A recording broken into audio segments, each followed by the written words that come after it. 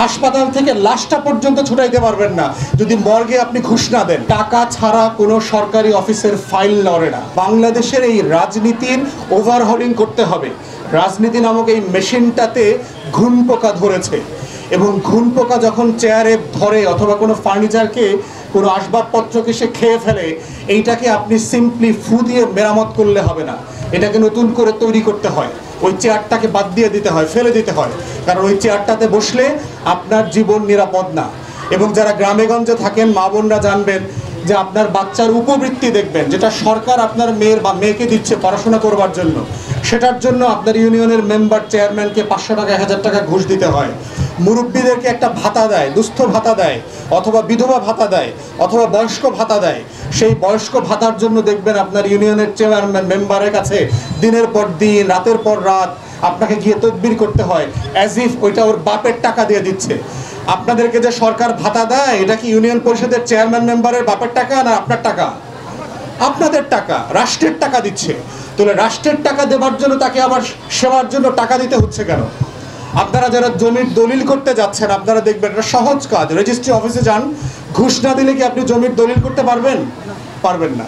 তাহলে এই যে আমার জীবনটা যে আপনাকে আষ্টে পৃষ্ঠে বেঁধে ফেলেছে, আপনি প্রত্যেকটা সরকারি অফিসে যাবেন, মনে হবে যে আপনি একটা ভিন দেশের নাগরিক আসছেন এখানে।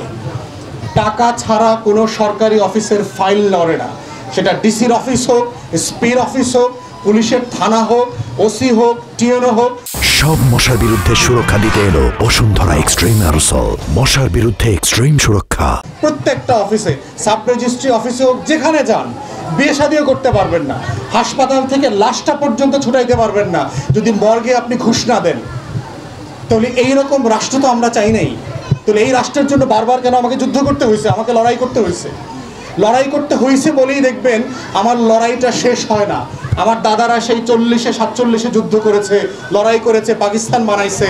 আমাদের বাবারা 71-এ আবার একটা দেশ বানাইছে, বানানোর পরে আবার 90-তে স্বৈরাচার বিরোধী আন্দোলন করতে হয়েছে, আবার 24-এ আমাদের 1400 শহীদকে জীবন দিতে হয়েছে।